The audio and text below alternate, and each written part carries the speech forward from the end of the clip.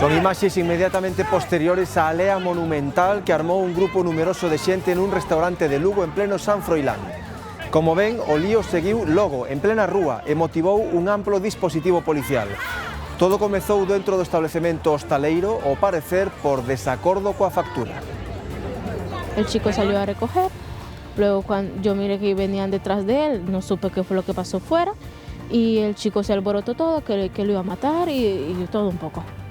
Y empezaron a amenazar también a chicas, empezaron a amenazar a las camareras, de que están muertas, bueno, y empezaron a tirar todo. ¿Pasasteis miedo? Sí, sí, porque habían muchos menores, y ellos también tenían menores en brazos, y no les importó. Boas tardes, estamos a luns 6 de outubro, benvidos ao Galicia Noticias. En Santiago investigan as circunstancias doutra pelexa multitudinaria, cunha vintena de implicados. A liorta tivo lugar esta fin de semana ás portas dun local de ocio nocturno na zona do Ensanche. Un amplo dispositivo policial desprazouse ata o lugar, aínda que polo de agora non houbo denuncias nin se produciron detencións.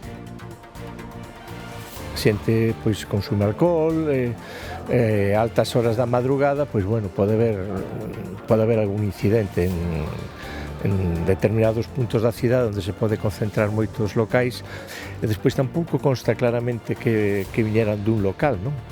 Probablemente fora unha pelea que xurdiu a mellor xa na Plaza Roxa.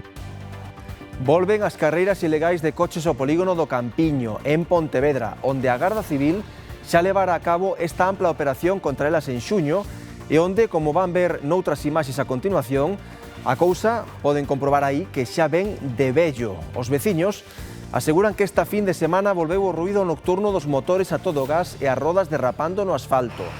As pegadas eran evidentes esta mañá. Sí, hai carreras ilegales. De feito, escoítase, sobre todo os viernes e sábados, escoítase moito ruído. Bueno, xa mirades a rotonda de pasar por riba dela, de trozos de defensas, de cristales. A mellor están, eu que sei, desde as 12 da noite hasta as 4 da mañán. Mais do 20% dos accidentes mortais de tráfico prodúcense por unha distracción, a maioría por usar dispositivos electrónicos como o móvil. Por iso, a Dirección Xeral de Tráfico pon en marcha dende hoxe unha campaña de vixilancia das distraccións ao volante. Os axentes van estar moi presentes nas estradas convencionais e nos treitos máis perigosos da rede viaria. O obxectivo é sensibilizar os condutores da importancia de circular cos 5 sentidos. Hai moitísimas distraccións ao volante, non? Pero unha das máis que conlevan máis accidentes, con máis problemas son as que conlevan manipular o navegador do coche, non? Hai que confesar que alguna vez sí que se toca el móvil. Co WhatsApp, co móvil, co teléfono, pois eso, nas pernas.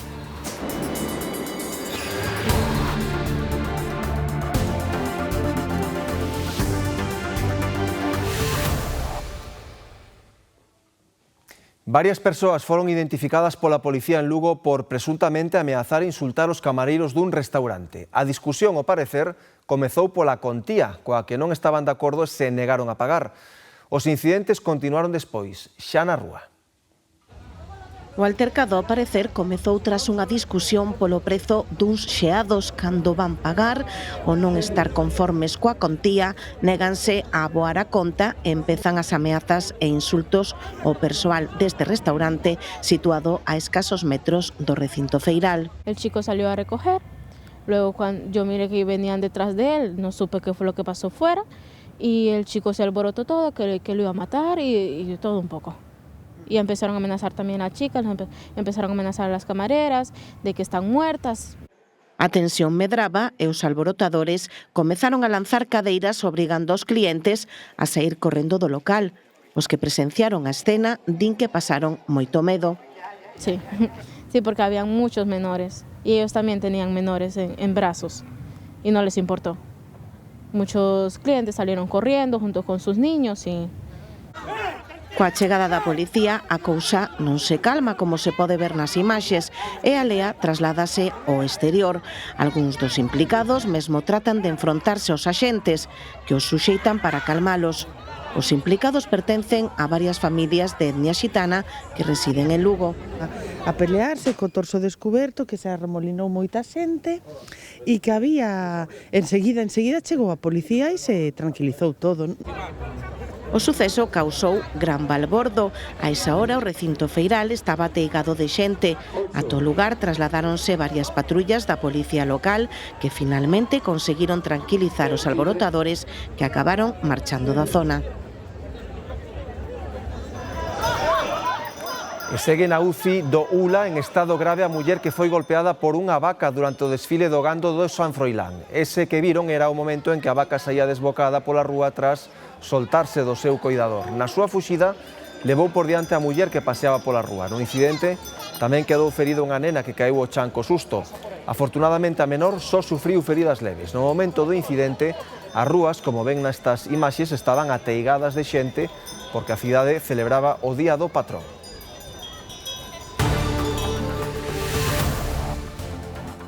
Aquí funcionaban moi ben os autobuses, había uns letreiros digitales onde poñía cando faltaban, cando chegaban, sobre todo para xente que vai traballar ou para cualquera persona. Levo 24 anos aquí e era unha maravilla. Chegabas e vías, faltan 5 minutos para tal sitio, faltan 5 minutos para outro, faltan 10, ven un autobús, ven outro. Sacaron os paneles digitales. Estamos aquí esperando, usted ve la gente que hai aquí e que non hai un autobús para las residencias, según están diciendo. Pasa un cada media hora para cualquier lado menos para a residencia. Bueno, aí ven unha hora, a ver se é. No.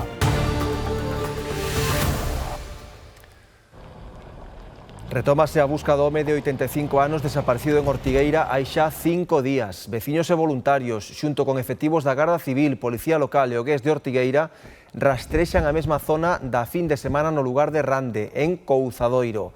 O home residente no Viso perdeuselle a pista entre o mércores e o xoves. Deu a voz de alarma á panadeira, ao comprobar que non recollera o pan.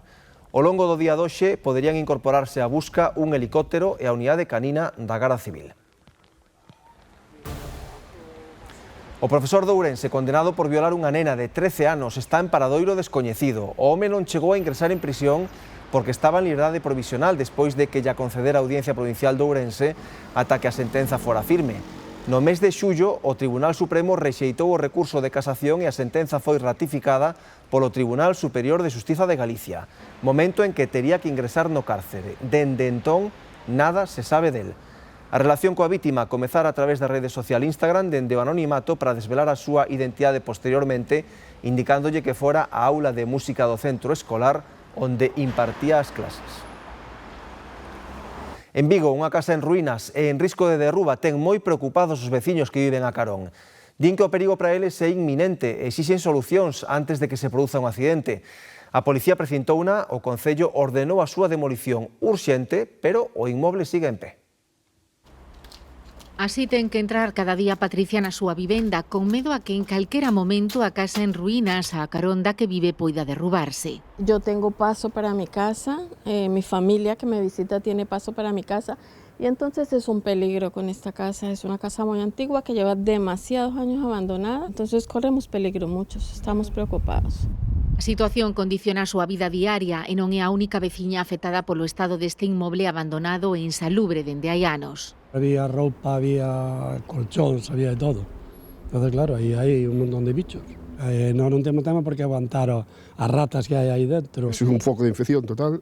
Porén, o seu maior temor é que poida derrubarse, está chea de fendas, ten o tellado afundido e xa se produciron desprendementos. Está caendo trozos casi todos os días, está caendo un pouquiño máis para baixo. Ese árbol que se ve aí, xa se ve que caiu, que casi entra para a ventana aquí o señor este de arriba. Hay un árbol dentro de la casa que se ha caído sobre la pared del lado de allá y entonces, claro, cuando esté húmeda esa madera puede hacer más fuerza, peso sobre la pared. Es un peligro el viento y la lluvia. Los bomberos subieron aquí y ellos mismos se tienen que abandonar, porque es un peligro total para la gente.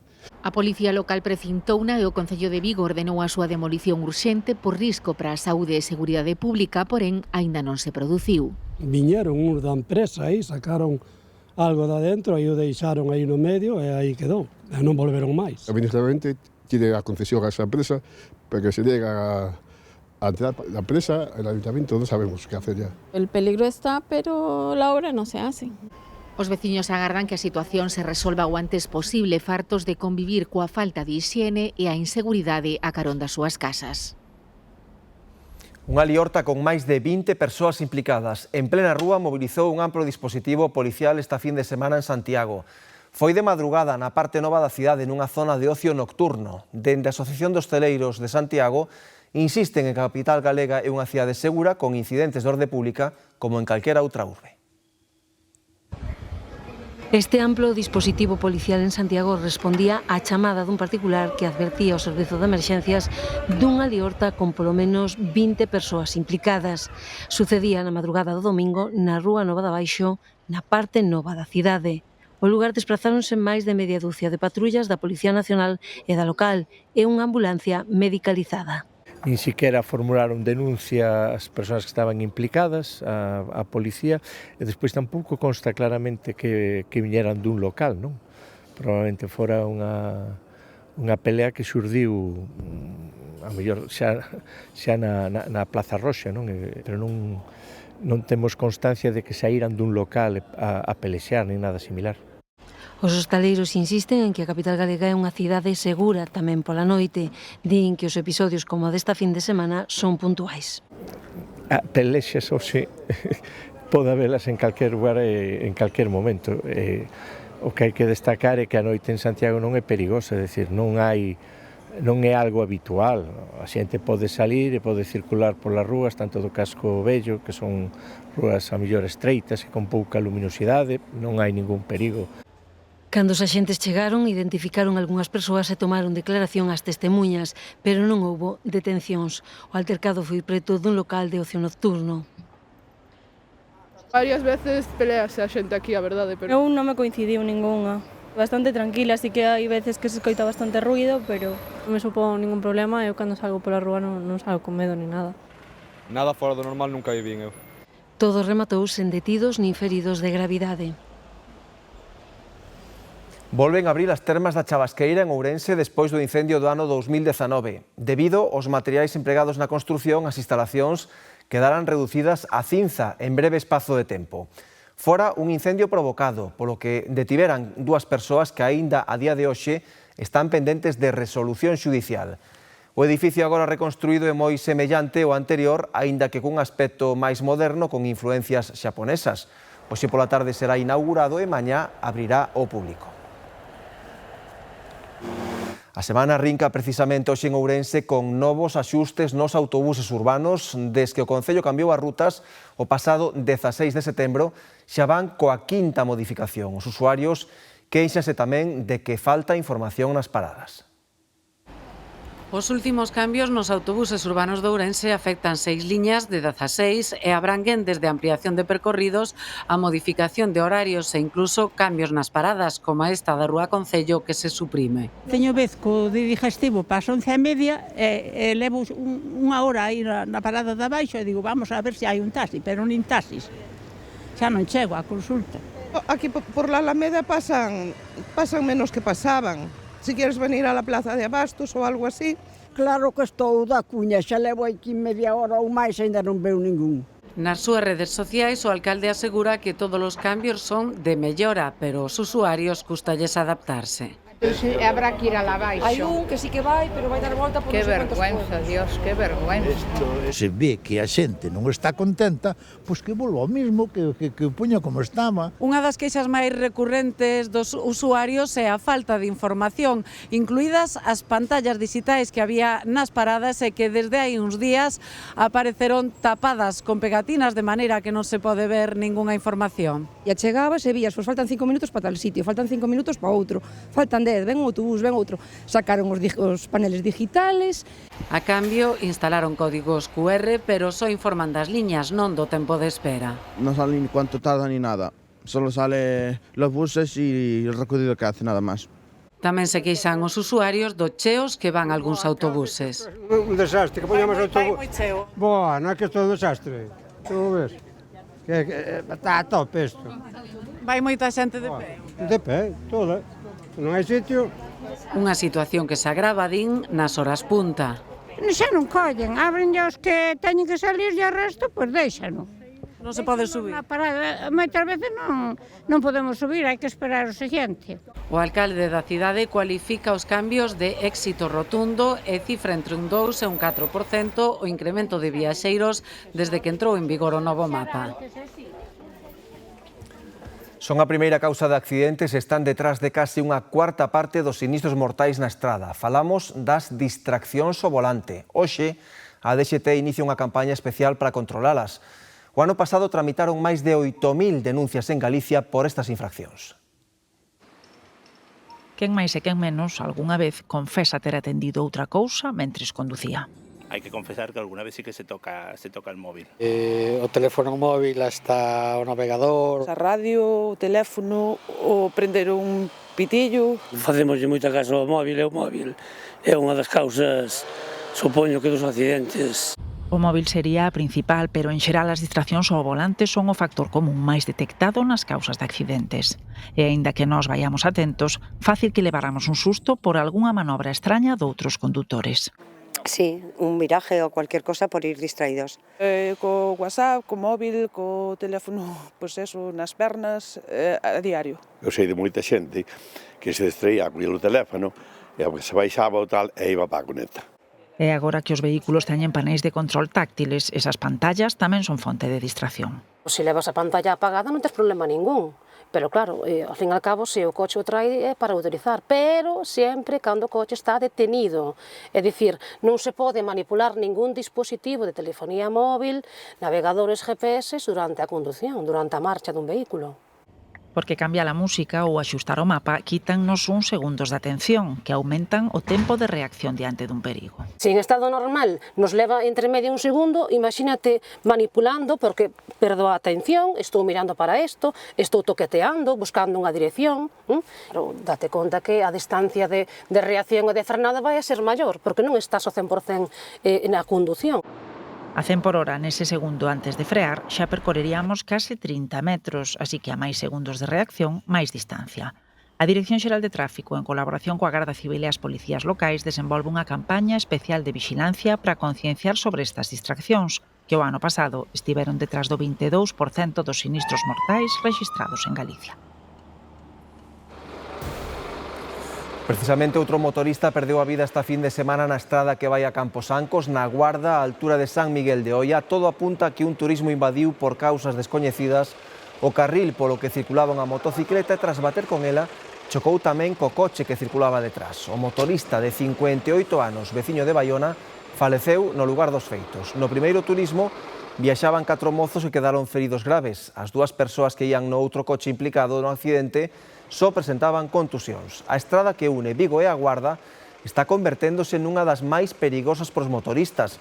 En só 2 anos perderon a vida 6 persoas conducindo por ali a súa moto.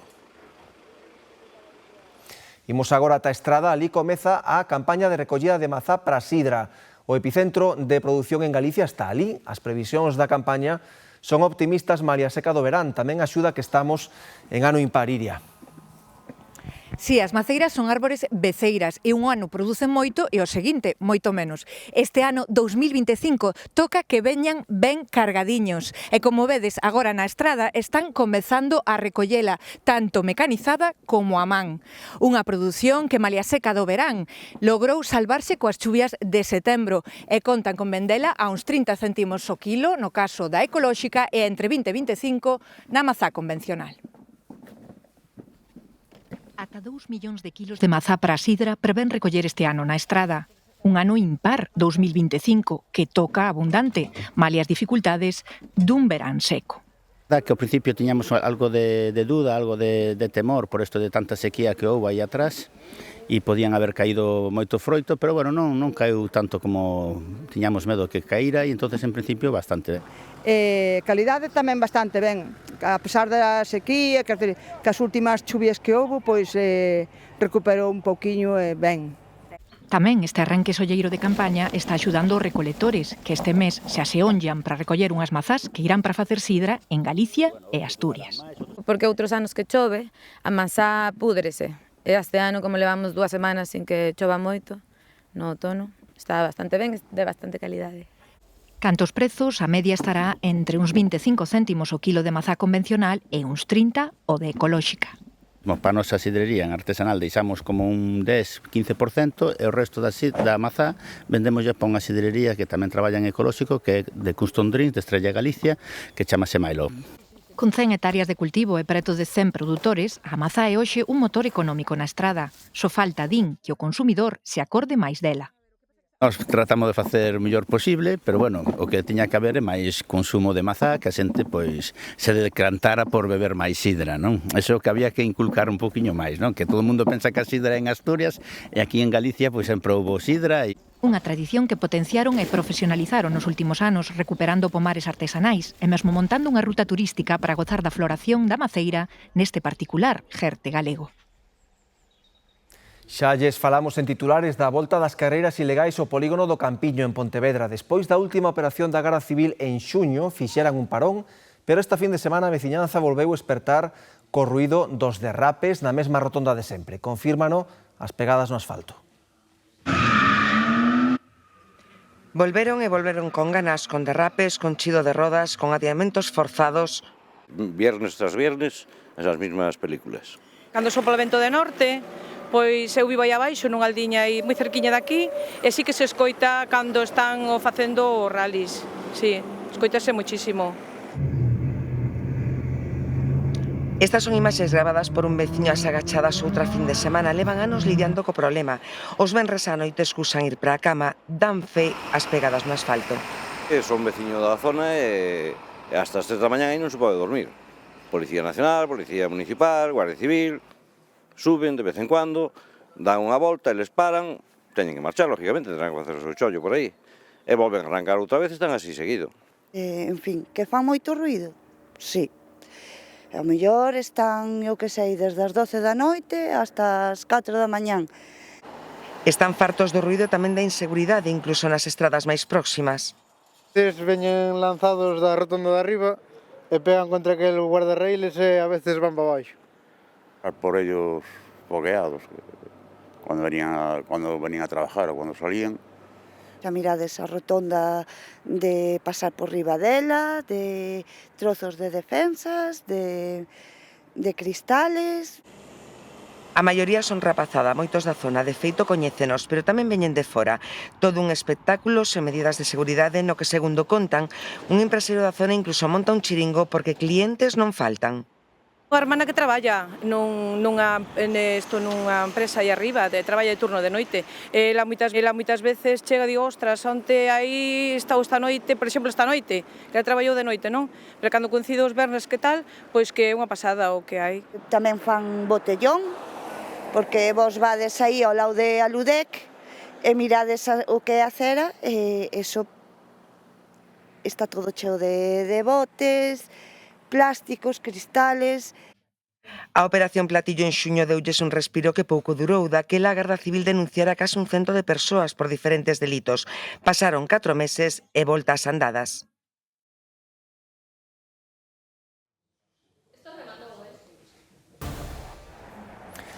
Un ourensán gañou onte un premio de case 600.000 euros no sorteo da Bonoloto. O boleto foi selado nun bar da Avenida de Bos Aires da cidade.